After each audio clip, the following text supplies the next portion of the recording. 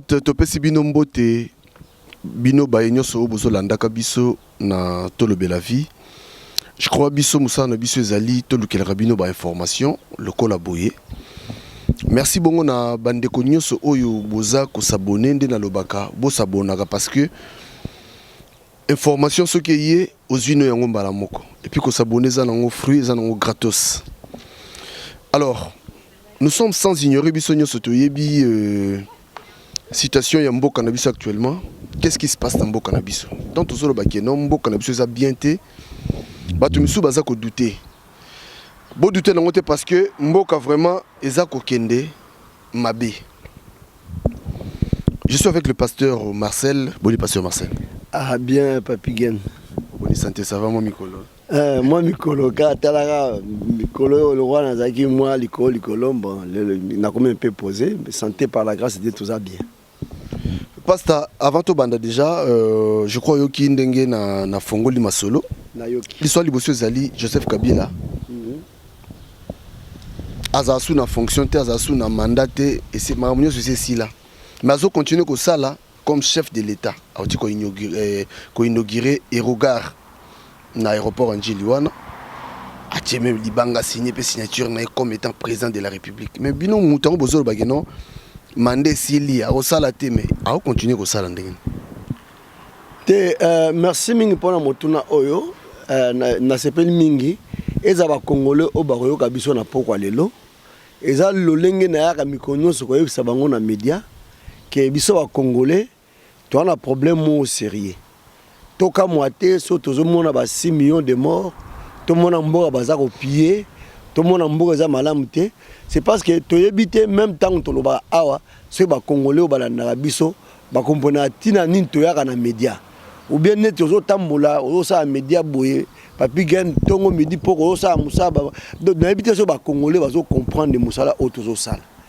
Alors boka moite que mboka za pillé boka moite que pasi monyoko bato bakimi na mboka bato bakufie belé. Joseph Kabila d'abord toza toujours na groupe à bateau bazo soutenir il faut bato baye ba bongo. Mais siko to komi na suka. Pour moni bitumba oyo faut toza koyeba ndenge tozo sala ngo. Parce que sikoyo na naibsa batu tant on va Kabila kokima na ye. Wa boye ata bomuni azo sala azo kende ko poser ba pierre pour l'aéroport. D'abord biso toza 80 millions biso wa congolais. Na Congo Brazzaville aéroport wana ekozala ezakana 1 million 100 000 personnes par année. Il y a biso ozana 3 millions. Dites-moi biso 80 millions aéroport à 3 millions, il y a transaction nani par année, est-ce que ça aéroport en ligne? Et ça mouké. Et puis il faut moi que ils ont tout simplement na 6 entrées pour l'avion. Vous voyez que ils ont bien été aéroport et bien ils ont Afrique ils ont 15 20 il y a Kigali c'est 30 gouttes. Vous voyez. Et puis sur total mbongo au ba aussi en aéroport wana. Tout le monde qui est en comédie Kabila zo sala et puis tout le monde qui ba comédien au bazaka na ye wana bazo tambwa na ye.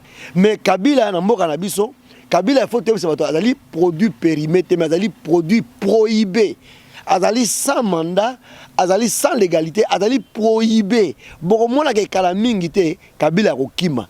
Parce que ce n'est pas en vain, bon mon azo s'accrocher que o a lâché non azo lukande ska ko kangamela donc pour atingama mais azana ska ko telema soute Kabila akosuka na kokima bokanga mukolalo ata bon mon azo sa mascarade na akosuka na kokima soko tali na entourage ya Kabila komona opposition zaki wana na moni kutu olenga nko ipepe na sima wana penza donc poni bozunyo ko la peuple boy bino ba politicien peuple ngwa sali bino nini likamtozolo ba izaka ndingo zolo ba boy pona nini peuple azonyo koma mais peuple azonyo koma pe pona nini yango tozolo ba awa est-ce que ba peuple bazo ka biso bazo ka biso te est-ce que musalo to sala ezana litomba ou bien na litomba te parce que musalo to sala poza na litomba il faut peuple ayo ka biso pour kala mingi te toko telema na nzela toko zonga na nzela tozonga na nzela pour te dire élection aux athées et puis il faut tozer la élection la gouvernement oyo ata bandeko balingami gouvernement oyo élection pour na bango ezali synonyme ya troisième penalty bino so boyebi donc ça élection te bazo ça en tricherie ba tricher comment c'est possible biso mboka mobimba to ko ba to ke ngona élection omoni ba politicien il faut pas ça très attention parce que sikoyo tant comité laïque toujours tindika makambo marche il faut bangono so ba télément ba peuple congolais to benga na Kabila to ke na article 64 pour to benga na ye quel que soit perte gozala quel que soit problème gozala mais faut to ke na ko benga na ye parce que ne vous attendez pas avec des élections na gouvernement o ya Kabila pour to yebi ke ba ko tricher finalement mboka ngo ba tikeli biso mboko na Nzambe kaka poto diriger ndenge toza ko diriger ngo boy et bon si ko to mettre fin to tourner page na histoire nyonso makambo to vivre na Congo so ba peuple balingi parce que bozo kamwa des millions de morts pillage moyibi kimi ezate batazo kima insécurité c'est parce que mboka na biso mo ba congolais tozo télémater pour te défendre ngo to télémango même sans armes babi le peuple finit toujours par gagner les matos bunda parce que tous en anzela il faut ça ça 2 3 jours 4 jours nanzia zo bimate nek sabino boko mona Kabila akokende voilà balobi le peuple gagne toujours hein atambu le beti ndenge nini suka tamoka malamu ya kaka voilà donc de baloba après la pluie vient le beau temps présence il y a madame Oyo avocate ya CPI présence na Congo tout moment na politicien nyoso kutana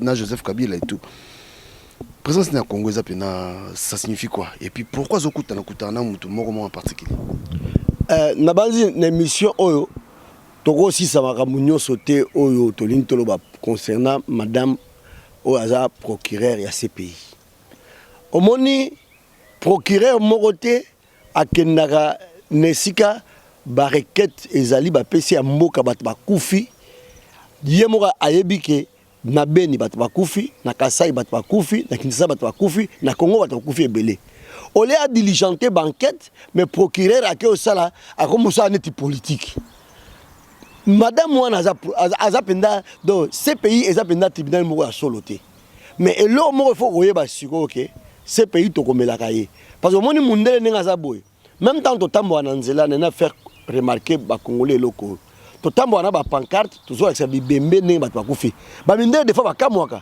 ba mais qu'est-ce qu'il faut faire pour votre pays ba tout na biso na marche au moins abi non qu'est-ce que nous pouvons faire par exemple pour vous aider biso to bitembo bo aider biso abi mais e bokomela ba konzi ya mboka na biso donc to komela ba konzi ya mboka oyo même ba semaine to de to komela bango toujours na kokomela bango na kokomela CPI yango moni CPI bouger mais lokola ka procureur aye na mboka na biso anyati na mboka na biso na kansi ye moko pe akoti pe na mutambu po alingai koya te alingai pe kokanga Kabila te bato batindi ye aya kotia pression et pas bato ya Kabila o bazaka na Kabila po na ni po bango pe balingi Kabila kende te yango batindi atia pression pe pas bato yo nani ba groupe noso tozango ya opposition atia pression même Nicolas Senko po na nini po bato so na ba élection mais ba permettre pe Katumbi ya ba élection à tricherie po ba favoriser Katumbi donc procureur aye conseil la Katumbi mosala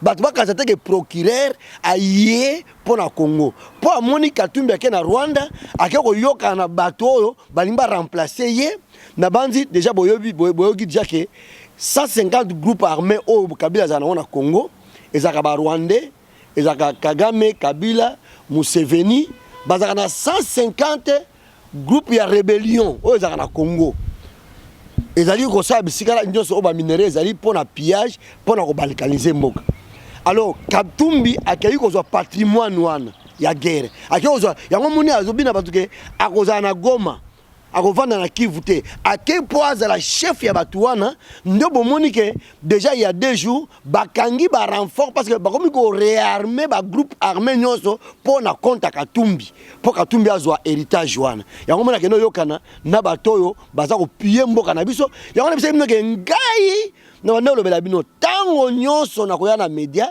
na kolobela aka likambo Katumbi na banda likambo kala bat nyonso za compte Katumbi te Katumbi a congolais te na semno Katumbi azaki zambien bomoni batinenga ba lettre na panjango na internet batobele ba jango mu benga kuta lobeli yango ezali lettre vrai batindeli biso ezali parmi na serveur na biso parmi ba éléments toza na yango pa to bana bisango moko ezali situation ya solo Katumbi était zambien et puis faut mona quand était zambien comment il a pillé le Congo donc na minute to ko lo makambo nyonso ate pa to ngangi tant to na campagne solo parce que ba journaliste nyonso ba lobako ba tuna quelque question de ba lobaka question d'actualité mais ba journaliste investigation ba bazate na mboka na biso mais biso to mi bongisi po ba question oyo akozwa mikolo roya et que ba question sur ce qu'il a fait pour batona Katumbi akosali na Congo mais il faut d'abord boyeba eloko nini asali na Congo Katumbi asali nini na Congo Katumbi a pillé ayibi parmi bato bazana mbongo ya moyibi mbongo ba minéraux Katumbi aza parmi bon ba tseke ba yiba mbo bomoni Félix akenda osa na région ni Félix akenda timo diamant ou bien akenda timo la cuivre ou bien pas ni akenda olia mbongo ya makila mbongo minéraux mais Katumbi aza ni commerçant centrafricain aza mbongo nyonso ya minéraux alors pona koloba polele procureur aye parce que aye pona ko mettre batu mise en garde aye te pona ko sa banquette balobaka banquette internationale bangonde baboya banquette internationale mais ce que yé ces pays ezali tribunal international aye ko ça ce qu'on nini parce que tribunal moroté et ko ya alors que ça la information nyonso on y a sur baki makam nyonso na ba détail on le ba ya soit na ba mandat ou bien atna même alors que non na placer ce ko équipe pour et ça la banquette pour to komana ko ba situation Congo nezali pour to résoudre le problème ba mort mais aye ko kebisa bato aye ko tia mise en garde aye ko kebisa bato mais procureur oyo bomoni d'abord un azaka incompétente, deux azaka manipulé, trois manipulé par qui azaka incompétente, bacha et pas banani et pas ba ennemi na biso extérieur. Ba congolais faut fongola miso. Mboka ezali ya biso. Ba tindi juste pour ni parce que Katumbi ba yokani ba zongola Paul bacha Pierre. Donc mboka na biso et comme na mboka ya ba étranger. Donc Katumbi de père et de mère étrangers ndazo a Congo na biso. Bao toza ko tomo apempemen na ye ba garçon de garçon de service les nègres de service on va taper men na ye ba kozaka lokala ba mende ba kozaka lokala ba boshab donc mboka ko changer na ngote nous risquons ya lisusu ya kokota na 20 ans ya ba aventure na kata mboka na biso c'est pourquoi tous ça congolais bo fongola miso to luka to kende vers article 64 ton nimamuto oté et puis to yebisa bino article 64 qui va accéder au pouvoir par article 64. Parce que Kabila, il faut que Bengana na mboka na biso. Kabila azali produit prohibé, c'est-à-dire produit oh ezali donc et koki koza sous na katia mukilité. Pour en principe il y a place na soit prison, soit ba condamné parce que ba bomi parce que il y a pas bomi ba tebelé. Yango moni mo ba masasi parce que yebi ata produit moko prohibé, c'est-à-dire interdit. Et que Katumbi azali produit périmé lisusu. Donc, nous avons prohibé, nous avons périmé. On a un Congolais de souche, papa, maman, yébani. Tous ceux qui nous ont Congolais, nous avons Katumbi na kombo na munoko ya monike. Katumbi na munoko na bango. Vraiment, oh, c'est malédiction pour la Congo. Et ça malédiction, on a tout bima, mais tous les mboka na biso ndenge ko falobaki, to tike la ngo ba paya. Au moins de toyer boyer, bato mususu bazomona, au moins na poto ah, bato bazali ka Katumbi le lo on a que même bato peut perdre bozo kangai. Bo benginga belebi pasteur Marseille, il faut que télé la Katumbi, il faut que télé melaye. Mais biso bino il faut boyer que biso na bino photo sangana lelo. Congo mobimba. Tolongo la télé to télé la Katumbi, poto zo mboka na biso to zongi sango na maboko na biso. Parce que bino bato peut perdre na yebisa bino.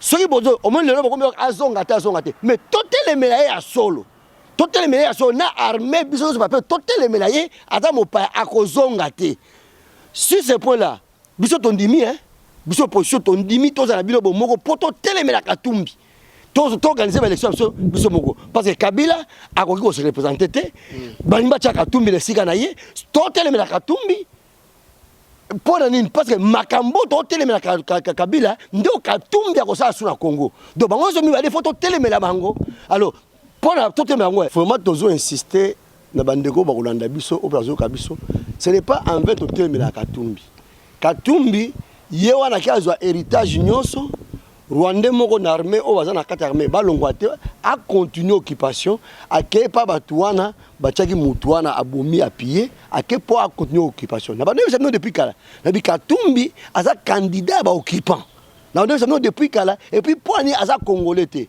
puis mundele ako préférer acha étranger pour étranger appuyer mboka na biso aza na mawate po boka mwate ke 6 millions de morts pillage, massacre. Non, parce que vous êtes étranger dans la tête à Mboka. Bon, nous sommes sur Bouzoba, nous sommes à Congolais, Zoba, tout ça, tout mon paye à l'issous. Tout ça, on appelle Mbatloka, Wanga, Mawatro. Mawatro. Mawatro. Un d'abord, ils n'ont jamais été des demandes de patriotes. Soit des aïe Kamere, soit Katumbi. Mais pourquoi pas Yomoko même et Wangawana? Pourquoi pas Yomoko? Pourquoi pas Yomoko se sanga? Pourquoi Congolais en nini? Pourquoi pas Yomoko ceux qui pourquoi pas vous-même? Pourquoi nous besoin d'asima bapaya? Et puis pour vous dire que Mundele choix n'est pas mopaya, c'est pourquoi vous avez calcul politique politicienne. Calcul politique et puis politicien pour bokende kaka na pouvoir nanzela ba pa ba tia bino ko ba marionnette na bango pour mboka na biso et pour vivre boza na OK to dirigeaka mboka mais or mboka biso akongole to profiter na ngote or niveau mboka na biso comme lelo na niveau oyo ba infiltrer ngo ce qui est na mboka mopaya to rater mboka si to perdre mboka alors moment on ne photo tellement to récupérer mboka na biso na bibo ya pasta sikoyo bino pe baza ko accuser bino baobi nanu ezalate PPRD ko mokote la bino na niveau ni sikoyo PPRD ko mika ko kote la bino ka ko kote la bino pona ni PPRD ko mokote la bino te ngai ba yo ba congolais ba yoka makambo ba congolais na kati ya mboko bande ko temela ngwanda ngana telemi na mboko na bité boko sa bongoti ngwanda ande ko na biso mais ngwanda za mtu un père ngwanda za mtu abuntsaki opposition tout ça ngo leo na kati ya mboka. Mais na kotala niveau mboka komi biso ba congolais to roza na bokabwanité. C'est pourquoi on va même ba mende wana banini to pesa bango chance pour soit ba kangela biso kabila soit to bengana ye mais biso mo to sangana parce que match amical e koza la te biso na ba paya. Non, match amical e koza la biso na biso moko to yokani. Ozomona. Ce qui to za na ba paya ezali compétition bala moko. Ozomona mo paya eza compétition bala moko comment match amical ezali biso na biso ba congolais to ko sala vote o ba benga vote amical na esengo ezala nani kasongo nde azali wana ezala bulungu nde azali wana ezala amisi ezala nde bompema do biso na biso ba congolais ezala luzayadio biso na biso ozomona mais ce qui ezali que étranger to sala élection ezali match amical te ezali problème sérieux on répond ngana autant nde nazo ce qu'on a répondre yo yango monisiko bato PPRD ba loka ba yebi ke nazali moko o atema Katumbi pe o asali massivement ke bato ba fongola mise pour la Katumbi ba bengi ngai nakola kiso bazo bako nako benga même bango bato ba benga ngate ba bengi bato kutu parce que bato PPRD nazo ba bosolo ezana bato ba benga nganga ba pesa nga makambo mboka na biso mais ezana bato ba benga te na kamwe ba bengi ba lobi passer Marcel botel mapo mboka Katumbi te mais bino moko pe bandeko te bongi to sangana tozoni nga peuple nyonso tozala ini tozoni nga tozala ini to benga na kabila to tia ko sala élection amicale biso moko ata PPRD ba benga ba banoki no botemela Katumbi pendant que Katumbi pe boloba daza mta PPRD est-ce que ba botemela susu yende te omone te ezambo asimbwa te na kata PPRD to na ba congolais balinga PPRD linge panza nango o bozo ka so PPRD linge panza nango pozala ba congolais o ba yebike PPRD asali mosala moko ya mabe na ba loi na makambo ebele mais baza pe ba congolais biso monde to lobaka ke congolais zonga sima koma mutu so mutu azongi sima komi mutu to koboya yete to lo même na ba musicien na biso ba wera ba musicien na biso ba to lo abozonga sima bokoma bato baza be nemi na biso te parce que biso mo so to se déchirer c'est dit to zangi boanya to panza mboka na biso so mutu azongi sima komi mutu tondi maye mais azonga sima akuma mutu andambu te ou bien azonga sima aza robot ou bien azonga sima komi monstre te ayi ko kotela biso te bazonga sima bao bazozonga sima bazokoma batu nde bao bazobenga même na kati ya armée bao bazozonga sima nde bazobenga po to baki armée na biso so to bengani Kabila dans 17 mois to sto bongisi état-major à Sika oyo kozwa armée na biso dans 17 mois basi basali calcul babi armée na biso ko telema donc et puis to koyebisa bino ke bato bayaka o pasteur Marcel tout ça mbongo o bato balinga pesa biso eza mbongo ba 500 euros te eza bato balinga pesa ba 10 000 ba 20 000 ba 5 000 même ba ko ba 1 million mais to kosana ngoni mbongo to kobongisa nango armée na biso bato musu ba yeba bi pasteur to somba minduki donc to te bisika ko somba minduki donc makambo be to ko lobango ate mais tant to kote po to senga mbongo mbongo mona mbé to senga mbongo ni to senga mbongo po to armée to organiser armée na biso so to na armée te bien aimé Congolo e ko za la mboka te surtout dans l'armée, tu as la kimia. Au moment où il y a une équipe qui veut la guerre et qui veut la paix, prépare la guerre. Donc tu es obligé de faire l'armée. Si tu as une chose, tu as la kimia. Bah, fazer na biso soit na mususu ba comprendre. Mais ba mususu ba si ba comprendre que Congo est asika ko ya ko voler, ko yiba. Il faut jamais to en peine na batuana. Parce que derrière d'abord il y a des multinationales, ba business est belé.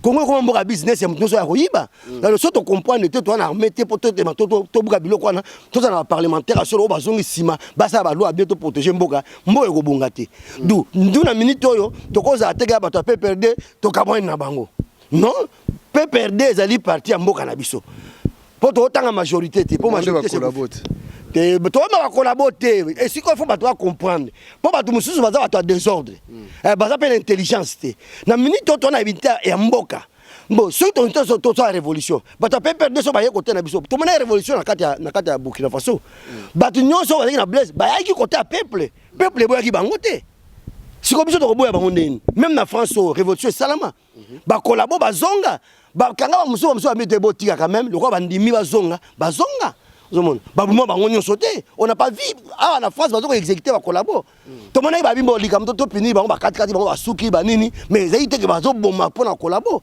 biso to ba mende ba nini to za kana perte biso moko et puis to za sko diviser biso moko to to na guerre civile biso ne to za boye intelligence na biso ezali to zonga sima ba o baza kende ko na irene bazonga sima na moment oyo to telemisa Congo et après nde to kota makam to ko sala mais ce moment to za unité tout ça c'est que oh non Félix akende au sala na Kabila te tout ça c'est qui transition sans Kabila c'est-à-dire il faut passer par l'article 64 moment article 64 et coquille y a un politicien il faut pas changer de discours bas un discours il y a soulèvement y a un monde que sikana na ko pesa toujours ngwanda pe raison parce que au moins le so to passer la soulèvement te to récupérer pe mboka te d'où il faut tourner quelqu'un à soulèvement y a un monde que na loba que tant ba effacer na poto na telemi na bino non na kebisa Félix habite ngwanda ebunga zala ozomona donc biso to na besoin ya unité ya mboka na biso na minute oyo ata unité moko assemblée mais poto benga nde ennemi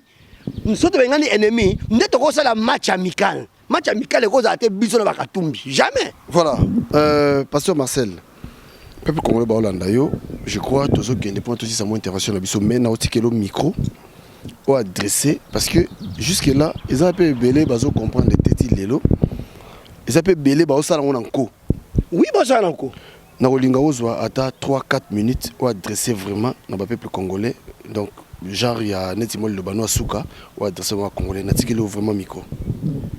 En tout cas merci bandero balingami bino mo bomoni que l'air est grave procureur aye pour la aider bisoté mais biso moko toko télémassima to convaincre le procureur que oyaki na mboka na biso au cautionner ba massacre au moni makambo nyonso mais au prononcer ba mandat donc comme procureur to cha pembeni mais ali kambo mboka toko sa ba élection na Kabila te c'est impossible ça finira par une tricherie et qu'on a ni apaisé et qu'on peut s'abisso ni et qu'on a même à venir en mboka te Kabila ebongi akende tosto yoki andimi akende me batike na Katumbi po Katumbi a cautionné makambo nyonso ya salaki andimi yango mais ba congolais problème na biso na yebisa bino toujours que problème à Congo za Katumbi n'avait quoi insister j'étais le seul à na poto lo baké Katumbi ndé problème à congolais bino kanza no ka problème à congolais za bakizenga po akende ko négocier na ba PPRD non c'est pas un problème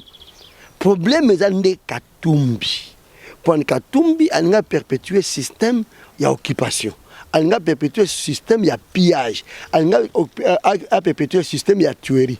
Lelo oyo Kabila zo bomaka po so le baza rwandais, il faut pas le voir bomayo. Ba do fingi bakangiyo. Mais muto déjà tozo baza zambien. Ba muso zo baza italien, ba muso zo baza congolais te. So ka du pouvoir. Tangu yo le bakaza boy. Bato baza pembeni na yemoko. To continue kana ko bomana. Ba ko continue ko bomabiso. Kabila wi ke Katumbi so kanela ba congolais. O bazo bakaza étranger, aso kanela bango. Alors, ce que au kaneli congolais, au kaneli nebiso. De biso a congolais vont to fongola miso. Katumbi aro legati. Ngana ba ke tanke na ozana bomoyi. Na ya rapé siko na ko ya kaka na kombo Katumbi. Katumbi et puis nebisa bino. Bon mon lelo Europe mbato telemelier. Na félicité bino, bravo. Sikoyo, il faut Congo mobimba pe telemelaye. Il faut que Congo telemelaye et puis biso tumbi ba Congolais toyo kana siko biso nyonso poto bengana Kabila. Armée na biso. Toyo ki eza divisé. Eza na deux camps. Quand balingi bazwa pouvoir, babati ya pouvoir, na ka oyo balingi bakota mbala moko kota Katumbi. Mais biso to bana bino ke armée na biso, boza ndenge nini. Katumbi aza étranger. A diriger Congo lokola ka Kabila. Mais point bozo ni makambo ndenge wana. Oyebi ke toko banga te. Tala na Guinée et na Bénin plutôt. Candidat à France est choisi. Candidat occidental est choisi. Oh pouvoir na kata ya Bénin, c'est un patriote. Na mboka na biso il faut to luka congolais. Congolais bazali. Oyo to pesa ye to yebi papa na mama azwa mboka pomboke za la kimia. Bino mo bozo ba ke même temps Mobutu zaki boité. Mais boka moite ke zaki bongote. Boka moite ke Kabila ko bomba ko sala bo po azane mopaya. Bon bocha su mopaya musuzu. To biso ko to ba zoba même na parlement ba européen parlement européen ba lobi ke ba ke négozwa étranger ba tcheli biso po appuyer mboka. Boni biso moko to ke négociation étranger. Au moment où Katumbi a utilisé les grands moyens. Abandonné par la force. Par la force. Il a imposé et puis il y a des munitions dans Massis il y a 2 jours. Il y a Massis côté à Kivu. Parce qu'il a récupéré les 150 groupes armés on a déjà. Ils ont négocié pour à partir de bango nde ba élément avancé na ye na Kabila pese ba position sur ba arme ba tchaki na Congo nyoso ba bisika nyoso pour ba zo ba arme ba trepona pour asala une force guerre pour asala vraiment à s'installer na pouvoir par la force. Katumbi sko Kabila sko akende a atikela ye. Mais biso photo tellement nanzela. Tote mananzela article 64. Tangu kaka comité laïque zo telema et bongi to telema tout ça l'article 64 parce que Kabila a produit PIB vraiment il est vraiment prohibé. Katumbi a produit périmé donc biso totalement tout le muto a dirigé mboka na biso tout ça la match amical au lieu d'ana Katumbi mais match amical s'il vous plaît et za la biso na biso ba congolais na bandi na lobby mabete. Pour ça, match amical na Katumbi. Mais moi, je vous dis que match amical, na biso faut to ça na biso congolais. Où est le mal? Où est le mal, mes amis? Donc, dia na zo na bino boye, ya mo moni ba no benga ngai. Ba zo benga ba to pepe de bele ba bengi. Ngane si ba que non, tous ça d'accord. Tous ça d'accord, il y a aussi que la mboka na biso la transition sans Kabila. So ba lingi transition sans Kabila, toi d'accord, toi tika la biso na biso. Ce qui est bien, PPD au candidat, ce qui est candidat, tout ça le match amical, biso na biso, mais en même temps, tant que ça l'article 64, tu as mutu moko oyo à cause de la transition. Pour l'article 64, nous allons passer par l'armée et de l'armée à l'article 64. Donc à un président de transition, mais une transition apaisée, on permet de biso to kenena l'élection. Donc on a expliqué nos Congolais pour ba biso ba rako critiquer ba rako loba et le papi gena le bien défense à monter à mabe mais il faut tout ce soit que mboka za biso alors toka moité oh 8 millions de morts ba tozo le belaté toka moité que pillage bazo le belaté parce que biloko non soit ils en a ba oh bazo tirer profit le lokatum bazo belé le richissime homme d'affaires mais quelle est l'affaire Kabila Katumbi à na Congo richissime de camps d'où de quoi. En quelle matière, quelle entreprise a celle na Congo? Si vous avez une entreprise à Kabila, à Katumbi, à côté na Congo, et tout ça na Mbongo pour pouvoir comme riche. toyebino ndenge azaki zambien comment il a pillé la Gécamine ba dossier ezali ba serveur de ali plein ba dossier na yezo koma alors bandeko tozo remercier bino pour na mukolo lelo pour apesi biso 3 minutes pour toyebisa bino et bongi to telema mobilisation ezoya biso to telema problème na biso lelo ezali Katumbi Kabila nde problème ya Congo so biloko ambale to longi yango so makambo mbala to longi yango so ba produit wana oza prohibé na oza périmé so to longi yango problème ya Congo ekozala un peu résolu à moitié o etikali biso moko ya organiser ba loi mboka na biso organiser mboka na biso armée na biso wana ezali biso mo ba congolais to kosala ngo biso na biso boki bino mo Mozito ndenga lobi alors ça va que c'est difficile mais pourquoi Mozito a simbi mbamo article 64 été pourquoi simbi article 64 été parce que avec que Kabila déjà ça hors mandat institution mo côté ça na mandat nous ça hors mandat a simbi côté armée parce que bonito passé par une révolution tout bengana muto donc bato za moanya ba comprendre et c'est ka simbité ya ngonga na fongola pour Mozito ça lobi so ka fongola lika moi que photo ça la boto bengana ebona boy bo mo ara Mozito wana ye mo lobaki na lika ba ngombe to tindaki bo mona komela ki bo mona aki na résultat mo ya très bien mais siko a lobi lika mo mo boy a lobi te négociation donc ça dit elle transition ça Kabila c'est une nécessité mais à expliquer à l'accepter pas obstacle mais obstacle là à l'accepter on a fongolé non polélé alobi mouvement civil alobi ba opposant ba ça quelque chose mais na ezibino que ba congolais biso to téléma tout ça quelque chose armé ba tous na ba peut perdre biso bo téléma ka ko te que oh non aza étranger ka mais oh nationalité to téléma la yé parce que to lingité ba Kabila to benga étranger ba zong c'est étranger sur na katamboka na banzi ba congolais so yo ka biso na poko lelo mukena zaki nango pona kopesa bino yangwana vraiment Yesu Masia apambola bino na tiki bino